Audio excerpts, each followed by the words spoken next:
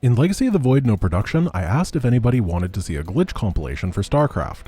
What I didn't expect is that the unpaid intern they have in charge of the game would be the person who was most excited. As I was recording this video, a sweet new patch rolled out with incredible features, such as being unable to complete the first mission of Heart of the Swarm because it gives you the wrong type of Zergling, everybody turning into balls, not being able to log into the game without changing the name of a folder, and of course being unable to save the game. I was originally going to open this video with a small spiel about old Blizzard's trademark polish, and how you have to dig pretty deep into their games to find bugs. But old Blizzard is gone, and new Blizzard is managing to break things even when they're hardly supporting them anymore.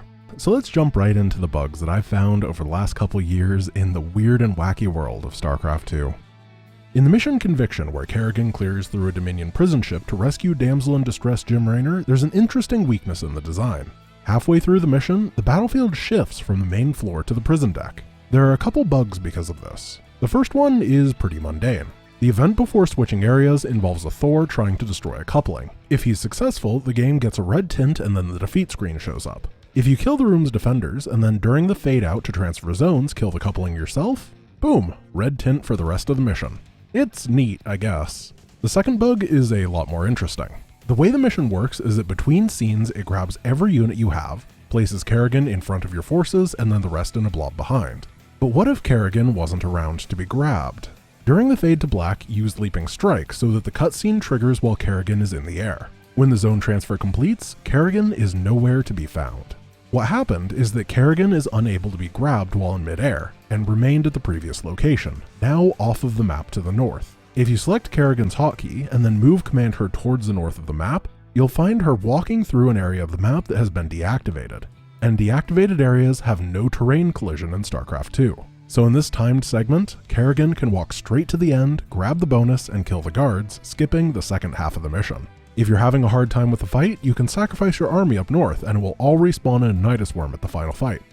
In Welcome to the Jungle, there are 13 Terrazine altars. 7 must be harvested to win the mission. Each time an altar starts being harvested, the Protoss looks at the number of successfully harvested altars and currently harvested altars, and uses that number to decide on how many defenders to send, ramping it up over time. The common trick is that if you cancel the harvest of these 3 altars while the bottom left is being harvested, twice on normal and 6 times on brutal, the Protoss will give up and not try to defend at all. When I was playing around with this, I noticed something weird. There are 2 different commands to harvest at the altar. You can either use the gather command or the move command. When I was playing around trying to break things, I wanted to know what would happen if I rapidly alternated between these 2 modes. And when I tried, something amazing happened. The Protoss got really angry and sent 75 supply to murder me before the 2-minute mark. I haven't quite found out a way how to abuse this bug yet, but if you have any ideas, I would love to hear them. On the third section of Templar's Return in Legacy of the Void, you gain control of Artanis, who has a dash ability. And they forgot to put pathing blockers on the high ground for the mission. This wouldn't be an issue as you don't have any flyers to see the high ground, but the Purifier forces managed to fit 2 long zealots into the cave. Once you gain vision of them, you can dash onto the high ground and walk to the end of the mission. 3 of Heart of the Swarm's evolution missions have some funky things going on. In No Production Heart of the Swarm, I discovered that during the Zergling evolution mission, queens do 50 damage per shot to a specific bunker. After testing, it seems that every building takes massively increased damage in this mission, for whatever reason. The Baneling evolution has a segment with rising and falling lava. The events start once you grab the first reinforcement set of Banelings. But the trigger just doesn't extend to the top of this area. Bring 1 Baneling across and you can waltz through the majority of the mission, never dealing with triggered enemy events or lava. And finally is the Hydralisk evolution mission, specifically the Impaler segment. Each evolution mission is built to be almost impossible to lose. They're more of playable cutscenes. In this mission, if you lose all of your Hydralisks, you're given more by Abathur. Once you kill the Impaler colonies and unlock the ability to morph lurkers, hold down the R button to morph them as soon as possible. If done quickly enough, Abathur will get confused and decide that you lost all of your Hydralisks. He'll send you a new batch to help out and double your army size, making the mission much faster. This one was found literally 30 minutes ago after I wondered about it on stream. On the Nova Covert Ops mission Enemy Within, Nova can get the Blink suit, allowing her to teleport. The mission is mostly well equipped to prevent cheesing with it. Except if you line it up directly at the edge of this shadow, you can blink straight to the final boss, bypassing half of the mission. There are 3 states of matter in StarCraft 2. Solid units who can interact with each other, non-colliding units who can pass through other units, and the siege tank. When a tank is in siege mode, they reject the laws of physics and substitute in their own. The easiest example are mining workers, who can phase through all units in the game, except for tanks in siege mode who can trap your own workers, leaving them unable to mine. Going even further is Engine of Destruction, where an allied Tychus controls the Odin. When trapped, the Odin can phase through multiple walls of buildings to reach its destination. Nothing can stop him, except siege tanks. This can be used to pin down Tychus indefinitely, giving ample time to build up a powerful escort force for what is normally a time-crunched mission. Phantoms of the Void is one of the few Heart of the Swarm missions where you don't control Kerrigan, instead piloting Alexei Stukov to deactivate some temples. The only time you get to use Kerrigan during the mission is during the introductory no-build sequence where she can help clear out a small Protoss encampment. But that doesn't mean her help has to stop. If Kerrigan is above level 50 and you have her ultimate ability, you can stall out killing the final structure in the base and call in either drop pods or Leviathan. Once the base is finished, Kerrigan will be gone, but the ultimate summon will remain. This makes clearing things out a lot easier. This also works for any mission with a starting no build segment in Wings of Liberty. Many people have trouble with the incredibly difficult mission Supernova, but if you chill out for 6 minutes in the starting segment, then the mercenary compound will have everything available instantly for hire, giving a huge burst in army power right out of the gate. Recall is really messed up, and these bugs aren't just for the campaign, but they also work in multiplayer.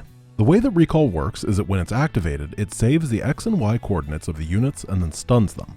After a few seconds, the game checks the Recaller's X and Y position, finds the difference between the two coordinates, and then adds that to the recalled unit. Almost always, this works out fine, but what if the unit's coordinates were changed during the recall? The easiest way to do this is with the Adept. Hit the Shade ability, move the Shade, and then as it's about to expire, recall with Mothership. The Adepts will recall and they won't be under the Mothership. Recall also gives another out of bounds bug. The Mothership's recall tries to keep unit formations, so if a unit is on the right side of a recall, it will appear on the right side of the Mothership. This means that if a Mothership is at the edge of the map and recalls an army to that edge, much of the army will appear off of the map. This only works with flying units, but they are fully functional. This could actually be kind of overpowered in bringing warp prisms or something like that into your opponent's base. This can also be done with battle cruisers and their mass teleport ability. Because air units naturally spread out when not moving, a teleport can clump them into a corner and then push each other out of bounds. On the defense mission Rendezvous, the attack before the timer expires includes 2 siege tanks. If the tanks are still alive when the timer hits 0, they disappear. I don't know why. I don't know if this is a bug, but it's weird. On SkyShield, there are a couple peripheral Mobius bases. If cleared out, Jim Raynor will float some buildings in, drop some forces, and build up. And then he won't do anything. He just sits there. He won't attack the enemy, and the enemy won't attack him. It's like he's an unlisted bonus objective with no reward. The only exception is that if you clear out a nearby stabilizer and secure it, then he sometimes will send a medevac with some marines to check out the empty area and do nothing. Thanks, Jim. Of course, I couldn't make a glitch video without the one that inspired me to do so in the first place, the Solar Lance Purifier Beam bug, which the Giant Grant Games Discord has opted to simply call the Trigger Break. In the last couple of months, we have learned a lot about this bug. It is both ridiculously powerful and flexible. To activate it is simple. Call up any ability from the second tier of the Spear of Adun, save the game, reload the game, and then activate Purifier Beam from inside the menu. Congratulations! All the mission's AI triggers are broken. The enemy will no longer attack or micro, timed events will stop, and you are free to do whatever you want. What we discovered after the no production run is that the triggers can be restarted again after being broken. Once Purifier Beam has recharged, activate its targeting, and then hit Escape. Everything will go back to normal. This can be done on any mission where the ultimate ability is available. Ultimates are unlocked as you travel to the final planet before Ire, meaning there are 7 total missions where this can be used. It's worth noting that achievements, including mastery achievements, can still be unlocked while the triggers are broken. Let's take a look how this changes things. On the escort mission Unsealing the Past, there are 2 ways that this can work depending on where the megalith is when you activate it. If it's inside one of the vaults, it'll get stuck. This gives you all the time in the world to clear the map of Zerg, making it a free win escort mission once triggers are re-enabled. If the megalith is outside of the vault, it will instead skip entering the vaults, bouncing off of them and then directly heading to the next one, drastically reducing the mission's time. Finding this bug cut about 3 minutes off of the Legacy of the Void speedrun. On Purification, not much has changed. The enemy won't attack, which trivializes the mission, and the Purifier forces are, well, they don't do anything. It's sort of a letdown. Templar's charge is the same. The enemy simply doesn't attack, giving free reign to take the mission at your own leisure. The Tal'Darim missions are where it gets interesting. In steps of the right, the main threat are the waves of Terrazine fog. No matter when this bug is activated, the Terrazine will be neutralized. Because the fog never goes in and out, the achievement Rise and Shine, where the mission must be completed before the 4th Terrazine wave, can be done in any amount of time. And because the Tal'Darim never attack, the Mastery achievement to beat the mission without killing any Tal'Darim forces is equally as simple. Rack Shear is where the bug shines. For some reason, the tug-of-war mechanic between Melash and Alrak works despite everything else being broken. This is great. The Mastery achievement here is to make sure that Alrak is never pushed backwards in the tug-of-war. But the game is horrible at giving feedback. It's just a mess of an achievement. Breaking the AI means that this frustrating achievement is free. This brings us to the host, which works exactly as I showed in No Production. The defenders don't get any stronger, don't respawn, and the mission is a free win for even 2 zealots and 2 stalkers. And finally is Salvation. It's not good here. It does break the enemy attacks, but it also breaks the keystone's charging, which is the victory condition. So you can't make any progress as long as it's active. I guess you could use it to build up your forces or something. This does bring up another interesting quirk of StarCraft 2. Did you know that there's a limit on the amount of time that you can spend inside of a game of StarCraft? The maximum time that you can spend is 9 hours, 6 minutes, and 8 seconds, which is 2 to the 15th power seconds. This is because the game clock is a 16-bit signed integer. Once it hits 32,768 seconds, the game simply ends. And finally is the Xanthos, the final boss of StarCraft 2. This hulking behemoth is able to easily clear huge armies with a single misstep, when it's in the right location. The mission houses 5 parked Gorgon battlecruisers that the Xanthos attacks. If all are destroyed, it's game over. The final Gorgon is in the center of the map.